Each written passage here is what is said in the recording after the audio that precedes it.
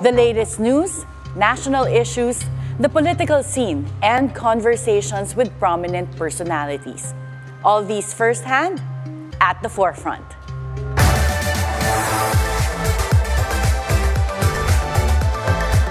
Good morning. I'm attorney Karen Jimeno. The biggest news this week, hands down, was the three-part series interview that the Office of the Vice President released to media on Monday, September 9.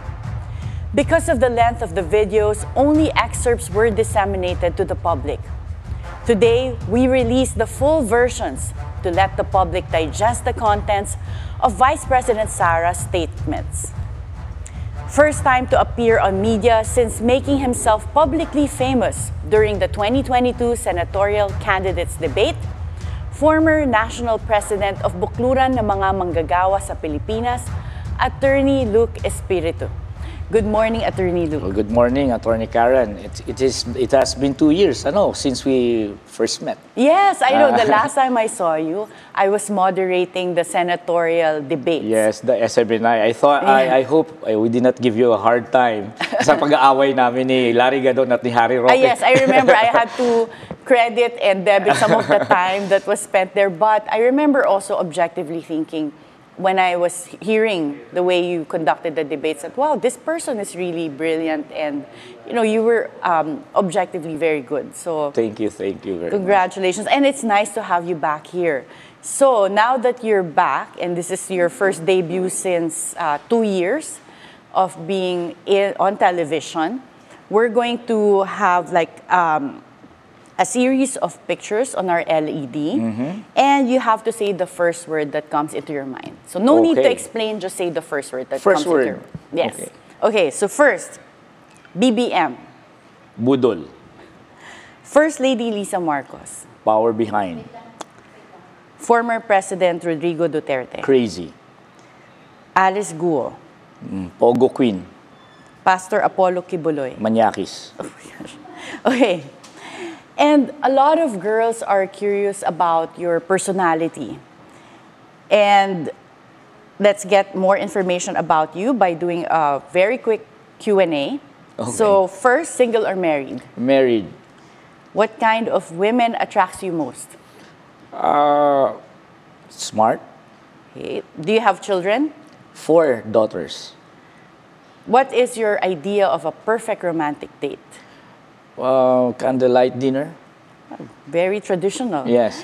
You're from Ateneo. You're an Atenista despite your manggagawa advocacies. Yes. Mayaman ba ang pamilya ninyo?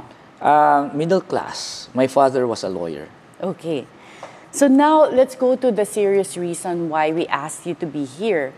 And this is to help us analyze Vice President Sara's statements. So first, let's start with the full version of the Vice President's interview. Yes.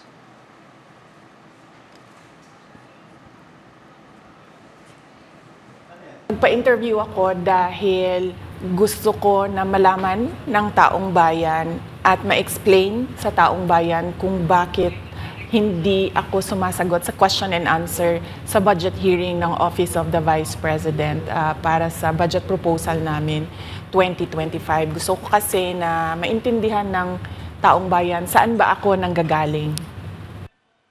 Madam Vice President, sa mga nakaraang linggo po, naging laman ng balita ang naganap na hearing sa House of Representatives po para sa 2025 OVP budget. May mga nagsasabi na nag-asal Bratinella daw po kayo, lalo na sa House of Representatives. Hindi daw po kasi kayo sanay na matanong sa mga bagay-bagay, kaya ganoon na lamang po ang naging asta ninyo. Ano po ang reaksyon niyo dito?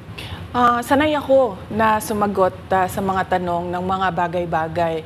Kaya nga, di ba, nagbibigay ako ng mga interview, kahit hindi siya arranged na interview, mga ambush interview ng media, kung saan nakukuha nila yung mga katanungan ng taong bayan. Sanay ako sa ganyan. At alam ng taong bayan na hindi ako Bratinella o spoiled brat dahil kilala nila ako simula nung ako ay nasa Davao pa, simula nung ako ay mayor pa, hanggang naging vice president ako.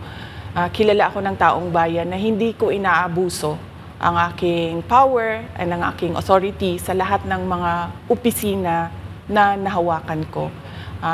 testigo ko ang buong bayan na hindi ako isang spoiled brat. In fact, nung ako ay lumalaki, hindi naman, ang mga kaibigan ko, hindi naman sila galing sa political na pamilya, sa mga mayayaman na pamilya, sa mga powerful na pamilya.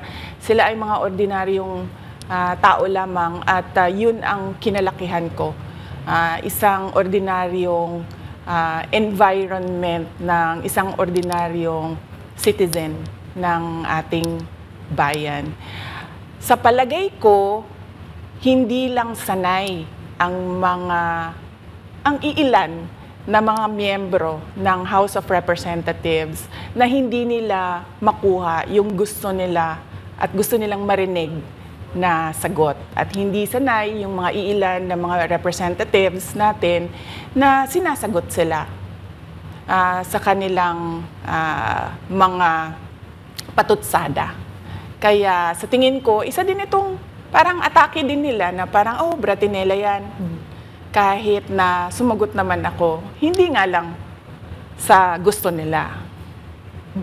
Kaugnay dyan, Madam Vice President, dito sa budget hearing, naniniwala po ba kayo na may kapangyarihan talaga ang Kongreso na busisiin ang budget po ng bawat ahensya ng gobyerno? Siyempre, oo. Nakalagay yan sa ating saligang batas na ang Kongreso natin ang merong power of the purse. Kaya nga, di ba, merong mga budget hearings at merong pagpasa ng budget mula sa House of Representatives at sa Senado natin, sa Kongreso natin. Kinikilala natin yan. Kaya nga, di ba, pumunta tayo doon sa Senate hearing, pumunta tayo doon sa House of Representatives na hearing dahil nagpresenta tayo ng budget. Ang ginawa ko lang ay sinabi ko, i-forgo namin yung question and answer na parte ng budget hearing. Pero kaugnay po dyan, Madam Vice President, hindi po ba dapat malaman din ng taong bayan para sa ang pondo ng OVP? At saan po gagamitin itong panukala po for 2025? Yes. Napakahalaga sa akin na malaman ng taong bayan ang Office of the Vice President budget proposal. Kaya nga, bago kami pumunta sa Senate, bago kami pumunta sa House, ay pinublish namin yung budget proposal namin sa aming website, sa Office of the Vice President, sa social media platforms namin. Ginawa namin siyang madaling intindihin ng taong bayan kung saan papunta yung budget proposal ng Office of the Vice President. Ma'am, going back dun po kaninang sinabi nyo na yung ilang beses nyo pong sagot sa mga kongresista that you will forgo the opportunity to defend the 2025 budget proposal of the OVP and will defer to the wisdom of the Congress, bakit tila daw po iniiwasan niyo? Parang ganun po yung lumalabas daw. Oo. Kasi sinasabi ko pa ulit-ulit yon na sinasabit namin sa Congress ang budget ng Office of the Vice President at iniiwan namin sa Kongreso ang desisyon kung ano ang gagawin nila para sa Office of the Vice President. Kaya fino-forgo na namin yung question and answer. Unang-una dahil nakikita namin na ginagamit siya ng ibang mga miyembro, iilan na mga miyembro ng Kongreso para umatake sa akin dahil hindi kami magkasama sa politika. At pangalawa, kasi ang budget ng Pilipinas ay hawak lang ng dalawang tao.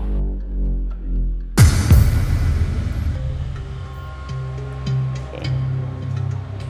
Attorney Luke, as a lawyer, what is your comment on the Vice President's conduct when she was undergoing the budget hearing? Do you think that there's really legal basis to forgo the question and answer during the budget briefing that was with the Commission on Committee on Appropriations? Well, you know, it's like a waiver for her to try to explain, make herself understood by the public. So any chance that was given to her to articulate and justify yung budget ng Office of the Vice President, finorgo niya. Sa kanya yon, sagutin niya yon. Diba? Pero at the same time, diba, as a matter of principle, bilang ikaw ay public officer, ikaw ay accountable at kailangan mo magpaliwanag sa taong bayan, lalong-lalo na pera ang hinihingi mo sa kaban ng bayan. Kailangan mo ipaliwanag at sasabihin, hindi ka dapat natatakot. In fact, dapat hindi ka natatakot sa scrutiny, sa question. Part ng budget process yan na-scrutinize ng mga kongresista o ng mga lawmakers natin kung saan pupunta. And dapat hindi mo yan tinatanggihan na para kang merong tinatago. Kasi kung wala ka namang tinatago, kahit gaano ka katindi ang scrutiny, masasagot mo siya. Pero the fact na tinakbuhan mo at sinabi mo beforehand na hindi ka na magpa-participate sa question and answer, basta present lang linya. Yun lang ginawa ni Vice President Sara. O i-present namin itong budget ng Office of the Vice President pero bawal magtanong, bahala na kayo sa buhay ninyo kung aprobahan nyo o hindi. Yan ay cop-out. I think kung winave man niya ang kanyang chance na mag-explain, pero at the same time, as a matter of principle, vina-violate niya naman yung principle na public office is a public trust. Eh di siyempre kailangan pakita niya naman sa taong bayan, bakit mo hinihingi yung budget na yan at ipaliwanag niya. Attorney Luke, what about the part where this is also what she said, that minsan yung Congress, meron silang gustong marinig na sagot or this can be also a political exercise when you attend hearings in Congress where sometimes it results in grandstanding or it's really also a way for Congress to get what they want out of you as someone attending the hearings. Do you think there's also basis for her to waive her right to the question and answer so that she can avert for Congress to use it as a platform to attack her? I think it speaks ill of how she conducts herself as a public official, as the Vice President, the second highest officer in the land. Kailangan hindi, it's part of the process eh. Dapat hindi ka pwedeng magreklamo, pupolitikahin ka. Of course, you're a public officer. Tumakbo ka nga eh, politician ka nga eh, di ba? Anong gusto mo? Magpakapolitiko ka? Tapos yung positive points lang sa pagiging politiko, yung kasikatan, yung respeto, yun lang ang gusto mo. Tapos hindi mo tatanggapin ang brickbats that come with it. It comes with that. Yung tumakbo ka bilang Vice President, pinipresent mo ang sarili mo bilang leader, it comes with criticism, it comes with pupolitikahin ka, it comes with yung mga alignments dito, kung kanino sila nagkiki-align at kukontrahin ka ng mga ibang mga rivals mo sa politika, part ng process yan. Pero kung ikaw ay malinis naman at confident ka sa sarili mong posisyon, dapat harapin mo yun. Hindi ka dapat natatakot doon. Bakit ka naman matatakot? Diba? Ibig sabihin, anong karapatan mong tumakbo bilang second highest official in the land? Kung hindi mo kaya yon, kung gusto mo pala, pagka ikaw ay Vice President, puro lang respeto, puro bow sa'yo ang lahat. Siguro nasanay siya last year. Kasi last year, binigyan siya ng courtesy eh. Hindi na siya pinagpaliwanag. Tapos mabilis pa sa alas 4, inaprubahan ang kanyang budget. Baka in-expect niya ganun ulit. Pero hindi naman araw-araw Christmas. Nag-iiba ang political situation. Magkaaway na sila ngayon ni Bongbong Marcos. Di syempre, pag magkaaway na sila ni Bongbong Marcos ngayon, administrasyon yan. Di yung lahat ng mga kongresista ngayon na nandun, nakadepend kay Speaker Romualdez, di atakihin siya. Handa siya dapat doon. Di ba? And do you think that that's fair? Meaning, she was able to enjoy what Congress is calling parliamentary courtesy when she was still an ally of President Bongbong Marcos, when they still had UNITEAM. And then this year, because the UNITEAM broke away, she's being questioned about the confidential funds, about the use of her budget, whereas with the budget of the Office of the President, Congress extended this parliamentary courtesy. Do you think that's fair? What is not fair is to give parliamentary courtesy, both to the President and to the Vice President. Bakit ganun? Ba't pagka-presidente, bakit pagka-Vice President, wala na talagang scrutiny? Talagang niraratsyada na lang. Ngayon, nag-aaway-away sila ngayon, hindi na binibigyan ng parliamentary courtesy si Sara Duterte. Nararapat lang na wala magrereklamo siya, ba't ang presidente meron? Di nararapat din na wala rin yon. Dapat, kasi Ang ating gobyerno, Attorney Karen, alam naman natin sa law school, designed yan for checks and balances. Di ba? Yan ang turo sa atin Diyan gumagana ang demokrasya. Hindi pwede na hindi chine-check ng legislative branch ang executive branch. Otherwise, magkakaroon ng abuso. Pero kapag bigyan mo ng parliamentary courtesy, hindi mo chine-check ngayon ng executive branch. Vote for the president and the vice president, So, kung hindi scrutinize ng mga kongresista ang budget ng president at vice president, prone to abuse yan. Para sa akin, ang hindi fair, ang bibigyan sila both ng parliamentary courtesy. At nararapat lang na tanggalan si Vice President Sara Duterte ng parliamentary courtesy, pero dapat hindi lang yon.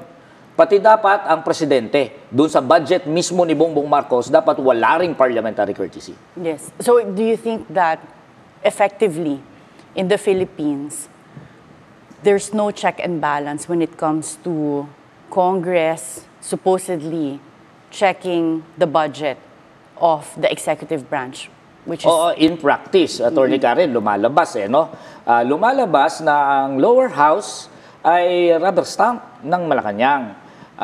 Dahil dyan sa kaperahan na yan, sa pagdidistribute ng mga pork barrel na yan, yan ay nagiging rubber stamp. And historically, it is really the upper house ang medyo opposition sa administration. Pero ang lower house, historically, I'm saying, kung sino yung nakaupo, nandun din lahat naka-align ng mga kongresista.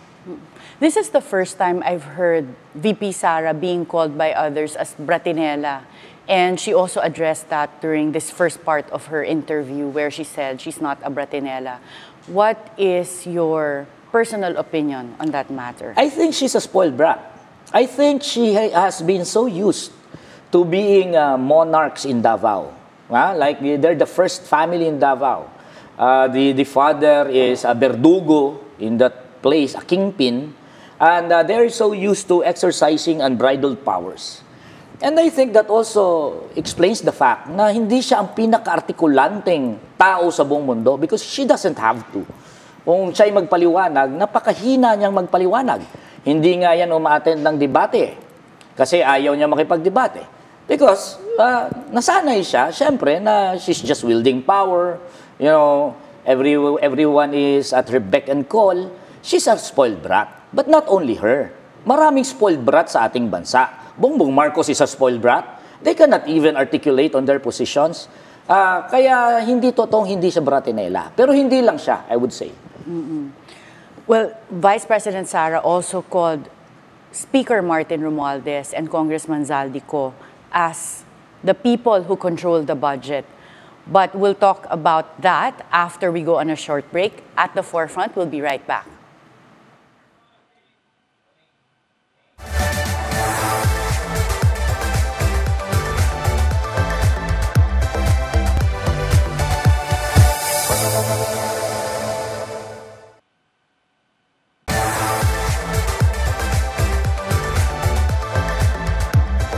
Welcome back at the forefront. And we're still with Attorney Luke Espiritu as our critic guest. Attorney Luke, we have the second version of Vice President Sara's full interview. Let's watch this. Ang budget ng Pilipinas ay hawak lang ng dalawang tao. Hawak lang siya ni Congressman Zaldico at ni Congressman Martin Romualdez. Yan ang katotohanan. Halimbawa ko dito, medyo mahaba ito, kaya pagpasensyahan mo. Ang halimbawa ko dito, sa DepEd muna tayo. Sa Department of Education, noong taong 2023, merong 5 billion na inapprove para sa classroom construction. Nagulat ako kasi merong mga lumapit na miyembro ng House na humihingi. Hinihingi nila yung 5 billion, parte ng 5 billion na budget. Wala kasi akong experience sa ganyan. At saka ang pagkakaintindi ko, pag inapprove na yan ng Office of the President, ibibigay na yan, pagdediretso na yun sa approval at trabaho ng Department of Education sa construction ng mga classroom. Nagulat ako, may humingi Magkano ba ang amin dyan, magkano ba ang amin dyan. So sinabi ko, hindi pwede ito. Kasi, ang mangyayari nito, hindi magagawa ng Department of Education ang trabaho namin na mag-construct ng classroom ayon sa classroom backlog at sa prioritization base sa backlog at sa classroom construction. So sinabihan ko yung isang congressman, sabihan ninyo si Martin Romualdez na hindi pwede chap-chapin ang classroom construction na 5 billion. Kaya kung makikita ninyo sa budget proposal na approved ng Office of the President, 5 billion yon. Pero nung lumabas yung GAA o yung budget approved noong 2023, naging 15 billion siya. Dahil hindi nga ako pumayag na kunin yung 5 billion, dinagdagan nila ng 10 billion yung classroom construction ng Department of Education. Yung 10 billion na yon hindi kontrolado ng Department of Education.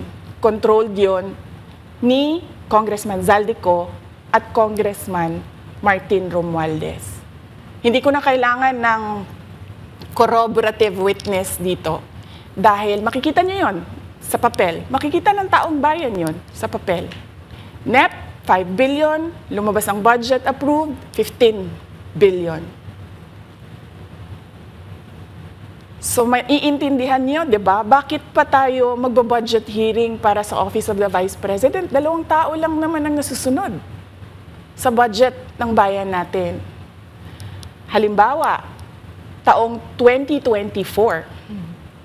Kung makikita nyo, ang approved na budget ng Office of the President para sa classroom construction ay 19 billion.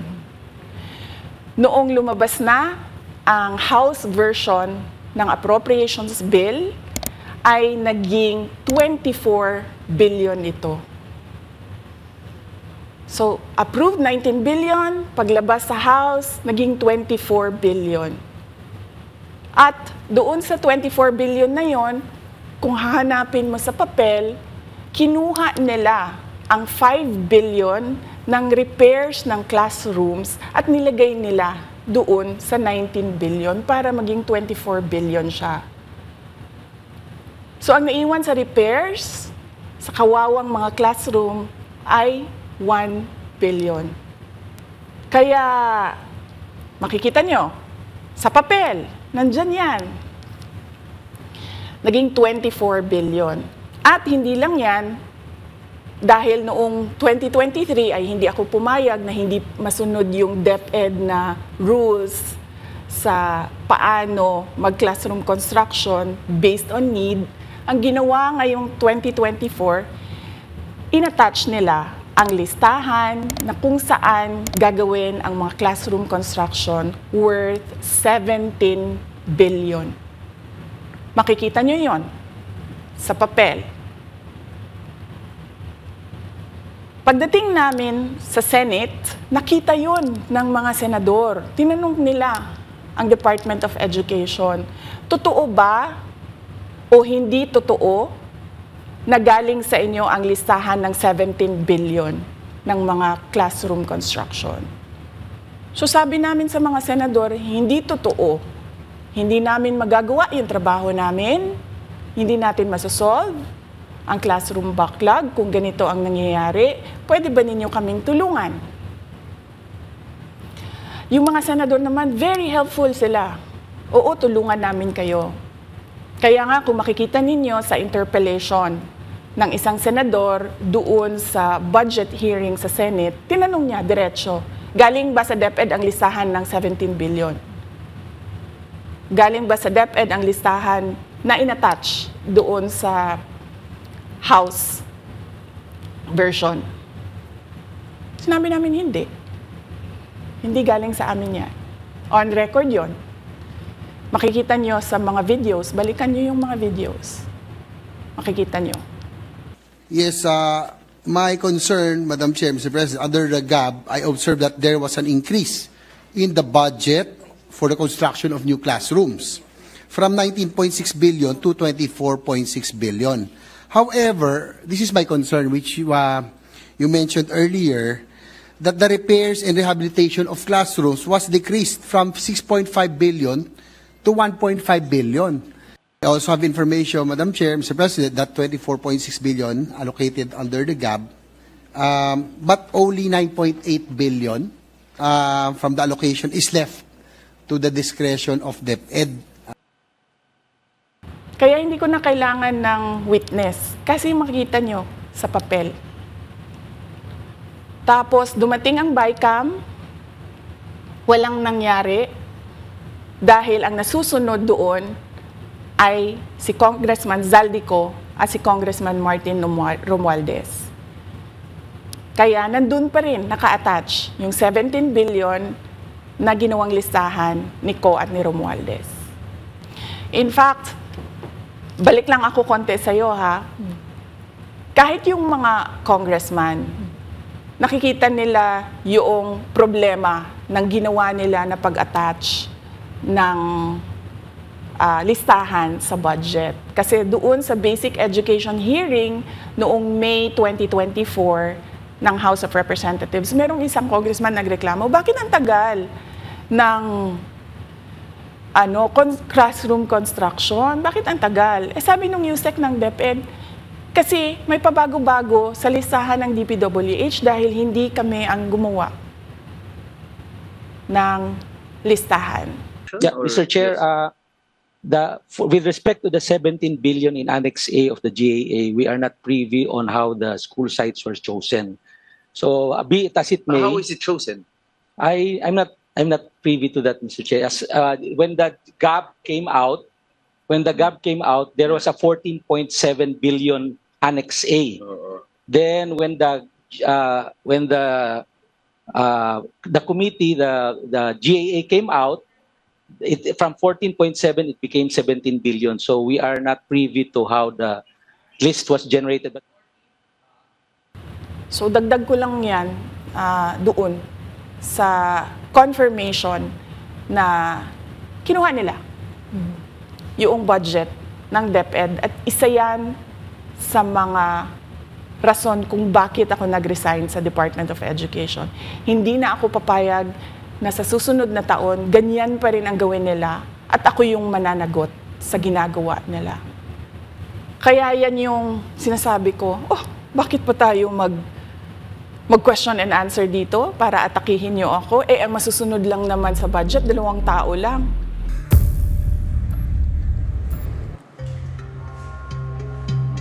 Attorney Luke, Vice President Sara gave us insights as to how the budget is being conducted in Congress. What can you say about her allegations that Speaker Martin Romualdez and Congressman Zaldico are able to control and manipulate the budget? That is what is beautiful sa awayan ng mga kapwa magnanakaw. Pagka kapwa magnanakaw, nag-awayan, magbabatuhan ng mga baho yan. And you have to listen kasi lumalabas yung baho nila eh. And you must always take yung binabato na merong grain of truth. At hindi yan pwedeng imbentuhin. Like it is so intricate, the details kung paano tinaasan ang budget from 5 billion, naging 15 billion. Hindi mo masasabing yan lahat ay kathang-isip o imbento. You know, I would even be assuming or presuming that the Vice President is telling the truth. Why? Siyempre, privy naman kasi siya sa workings ng isang corrupt na gobyerno. Pero I will point out na that does not justify yung mismong hindi niya pag-justify sa budget ng Office of the Vice President. Yung confidential funds niya na inubos niya in 11 days. It does not make her clean all of a sudden just because meron siyang binabatong putik sa kay Romualdez at saka kay Zaldico. If at all, pakinggan natin, kumain tayo ng popcorn, pakinggan natin ang batuhan nila. Dahil most likely, makakakuha ka lahat doon ng katotohanan sa kanilang awayan. Mm-hmm. So you think at least with this expose, we're also learning some of the loopholes in our system wherein supposedly, as lawyers, we're discussing here the Constitution that's supposed to have institutionalized checks and balances, meaning Congress is supposed to hear the budget so that they can have a check on the executive branch. And then when there's a question of law, it goes to the judiciary.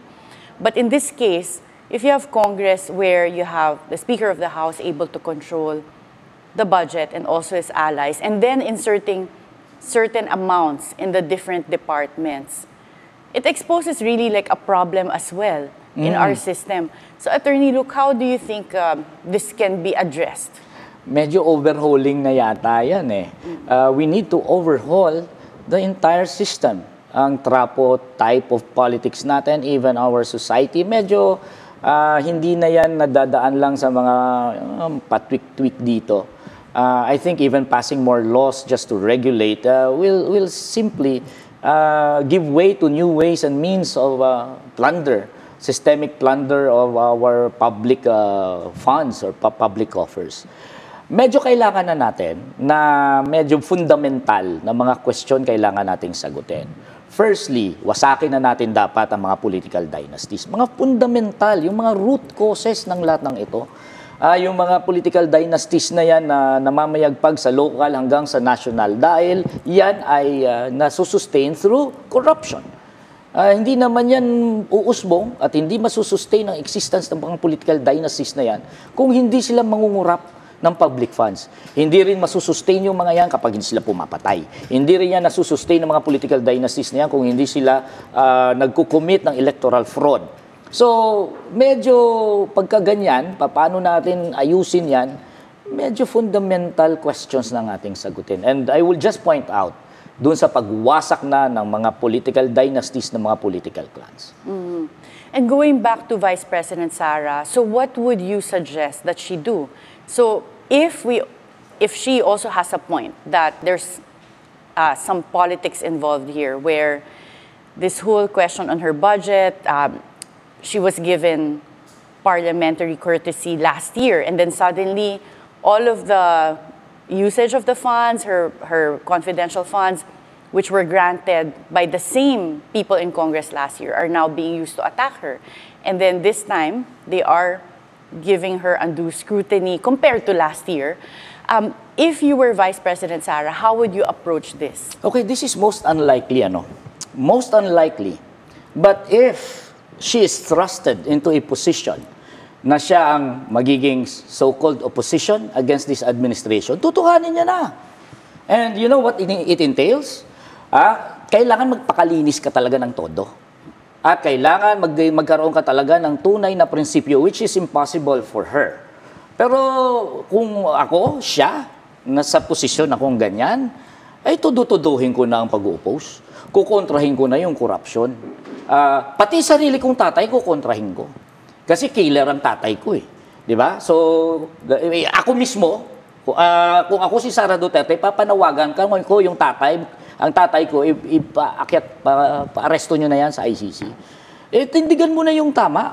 Di ba? Ikaw ay pinipersecute, sabi mo, di ba? Political persecution. Di tutukanin mo na, panindigan mo na, at embrace mo na yung prinsipyo na dapat para maging totoo kang oposisyon. At ano yun? Dapat kukontrahin mo yung mga korupsyon.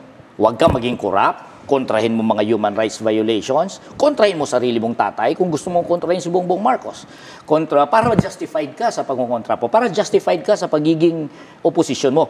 Depensahan mo ang human rights, depensahan mo mga manggagawa. Lahat ng hindi ginagawa ng trapo gawin mo. Why would you say that it's impossible for her to do that, being a true opposition? Kasi dynasty siya. Nakinabang siya sa workings ng political dynasty. Siya ay nakinabang kung ang sistema ay corrupt, nakinabang siya doon. Paano na-prop up ang Duterte family sa buong Davao kung wala man lang bahid ng korupsyon yan? Kung wala man lang bahid ng krimen yan?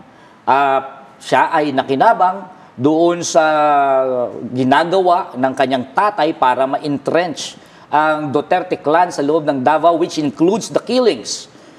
And siya ay namumutawi sa kanyang bibig. Ang mga ganyang klaseng attitude na I could just describe as kanan, makakanan na kaisipan. O, tingnan mo na lang kung paano niya ginagamit ang DepEd position niya, hindi para maging Secretary of Education, kundi para maging #1 red tagger sa buong Pilipinas. Kaya it's impossible na magiging totoo siyang oposisyon. Yan ay isang wishful thinking, pero that's what it takes para siya ay maging genuine na maoposisyon laban kay Marcos. We'll go to the third part of Vice President Sara's interview and get your insights on that as well. But for now, we'll have to take a short break. At the Forefront, we'll be right back.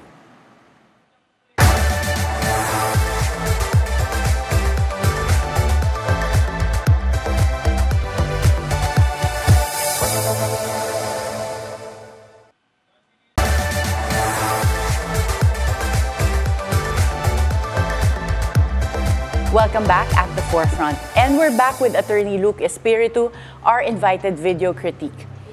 And right now, the third part of the video is quite long, so we will just go direct to Vice President Sara's message in the end. Here's the clip. Unang-una mensahe ko sa ating mga kababayan, huwag silang magpadala sa ingay ng politika. Kung makikita natin sa kasaysayan, lagi talagang inaatake ang Vice President dahil siya yung tinitingnan ng mga tao na baka magiging sunod na presidente. So lahat ng mga gustong tumakbong presidente ay uunahin nila atakihin talaga ang Vice President. Kaya huwag sila magpadala sa ingay ng paninira at politika. Pangalawa, isa-isahin nila ang bawat papel sa budget ng 2023 at 2024 at 2025. At pangatlo, kailangan magkaisa tayo na tumulong sa mga nangangailangan. Dumadami ang naghihirap na mga pamilya. Dumadami ang nakakaranas ng gutom. Kaya kailangan tayo, kaya kami tutuloy din ang trabaho namin kahit walang budget. Dahil alam namin na yan yung pinaka-importante sa ngayon. Na matulungan yung mga kababayan natin na naghihirap at walang makain. Yan yung totoong problema ng bayan natin. Attorney Luke, your reaction to the Vice President's message? Natatawa ako. Ginagawa niya bang example si Leni Robredo? Kasi ganun din ang ginawa kay Leni Robredo sa panahon ng kanyang tatay, di ba? Inaatake ng below the belt. Yan ba, gagawin niya ba? Kulang na lang sabihin niya, tulad ng ginawa kay Leni Robredo. Pero you know, hindi ganun kababaw ang dapat maging eksplanasyon diyan. Hindi ito, para sa akin, hindi ito dapat na pagpilian natin ang mga nasa poder ngayon na Marcos at Duterte. Para sa akin, wag nating i-define ang politika ng Pilipinas as being ako para ako kay Marcos, ako para ako sa mga Duterte. At ganun na lang ang political choices ng masa. Kasi, you know, having this type of a dichotomy, false dichotomy yan eh. Kinukonceal ang mga real issues. Ang totoong dichotomy ay ganito. Kung gusto natin ng totoong hatian dito sa lipunang Pilipino, ang totoong hatian ay ganito. Si Marcos at si Duterte sa isang kampo, puro sila mga trapo, puro sila mga political dynasty, puro sila mga elite, wala tayong mahihita dyan, wala tayong kakampihan dahil sila ang source ng ating kahirapan at ang ating kaapihan. At on the other side, dapat ang masang Pilipino, ang mga manggagawa, ang mga maralita, ang mga mangingisda, ang mga magsasaka. At kung gusto natin ng totoong pagbabago, politika na makamasa kontra itong politika ng mga elite at mga political clans na ito. Yan ang totoong dichotomy. Gusto kong sirain yung mga pinapalaganap nilang hatian dito sa Pilipinas, which merely conceals the fundamental problems of our country. Well, one of which is poverty. They are concealing by saying na ang awayan lang sa amin lang ni Marcos at saka ni Duterte. Pagka ganyan, walang mariresolve dito. Kahit sino sa kanilang nasa power, mahirap pa rin ang masang Pilipino. Attorney Luke, do you think that there's really basis to also group together people based on their relationship or affinity? Meaning, there's also some knowledge that Vice President Sara doesn't necessarily get along well with her father all the time. They have instances where they don't see eye to eye, or even for the 2022 elections, there's word that former President Duterte would have wanted Sara to run for president, but she chose to join the UNI team. So would you say that that's also a fair generalization to say that just because she's the daughter of former President Duterte, that she's part of a dynasty or that she can't have her own political views or her own political direction? She cannot avoid it. For example, parehas silang kanan ng kanyang tatay. Nakuha niya sa kanyang tatay ang pangre-red tag. Namumutawi sa kanyang bibig ang mga terrorist tagging, red tagging. Para sa kanya, yun ang number 1 na kalaban. Ang mga sinatawag niyang mga komunista, mga NPA. Dinadirect niya attention doon bilang yan ang source ng lahat ng kahirapan ng bansa when it is not true. Sila ang source, sila mga trapo, mga elite, mga asyendero, mga kapitalista ang source ng kahirapan ng bansa. Nakuha niya sa tatay niya yon. Nakuha niya sa tatay niya ang estilo ng pamumuno kung saan arugante. Arugante, nakuha rin niya sa tatay niya ang pagiging bastos. Marami siyang nakuha sa kanyang tatay. Kung ano man ang awayan ng niya sa kanyang tatay, which is based on family dynamics, I don't even think that that is decisive. She is part and parcel of the Duterte political clan and dynasty. And she cannot avoid it. And she is, in fact, displaying that she is the best representative, successor to the political dynasty ng Duterte. Hindi lang sa Davao, kundi sa national stage. So, hindi niya madideny yon. So you're characterizing Vice President Sara and former President Duterte as kanan or right, Yes. right wing. Congresswoman Franz Castro and the Makabayan Bloc, would you consider them to be left wing? And if so, part of the third video interview of Vice President Sara, which we weren't able to play here anymore, but part of that included Vice President Sara saying that there's an unholy alliance between Speaker Martin Romualdez and the Makabayan Bloc, and that there were prior discussions between Speaker Martin Romualdez and Congresswoman Franz Castro. What do you make of that then, that you have the left also siding with the majority or Speaker I don't Martin? think you could call it siding or an alliance. Like, kung meron kang mumataki sa'yo, di ba? Si Sara Duterte, mahilig mang red tag yan eh. At nung panahon ng kanyang tatay, pinapatay talaga ang mga aktivista. Di ba? So, kung ganyan ang kalaban mo, masama ba na gamitin mo yung kalaban ng kalaban mo para wasakin at apakan sila? Masama ba yun? Alyansa mo na ba yung kalaban nila? Like, I would understand, di ba? I-unleash mo ngayon si Martin Romualdez and i-facilitate mo ang pag-aaway nila. Ganyan sa Art of War, di ba? Lahat ng mga magagaling na general, gagamitin mo yung kalaban ng iyong kalaban, i-facilitate mo ang bakbakan nila at kumain ka ng popcorn hanggat magwasakan sila. It doesn't mean that I am in alliance with any one of you. That's what I would do if I had the chance to destroy the Duterte clan or the Marcos dynasty. Use both sides against each other and then let them destroy each other. And then magpalakpak ka. Pero wala kang kakampihan sa dalawang yan. It's not an alliance. Sobra-sobra ginawa nyo eh. Nung panahon ng tatay mo, sobra-sobra eh. Abusado talaga tatay mo eh. Tapos yung abuso ng tatay mo, you embody it by your own language at saka ikaw ang successor sa mga red tagging na ganyan. Gusto mo rin maging abusado. Masisisi mo ba kung gusto kang apakan ngayon? Hindi lang ng mga kaliwa na naging biktima ng extrajudicial killing nyo. Gusto kang apakan ngayon ng lahat. Lahat, kahit ang mga trapo, gustong apakan ng mga Duterte family. Ako papalakpak ako. Kahit galit din naman ako sa mga kongresistang yan eh. Kasi dati, last year, yung mga kongresistang yan, binigyan ka ng parliamentary courtesy. Kaya kasabwat din yan sa mga abusong ganyan. Pero kung aapakan kayong mga Duterte, papalakpakan ko sila. Gusto kong manood na inaapakan kayong mga Duterte. And Attorney Luke, it seems like you haven't changed your political views. I remember from the time of the senatorial debates, you were consistent in your advocacies for the workers and in also addressing the problem of poverty in the country. For the 2025 elections or 2028 elections, do you plan to run?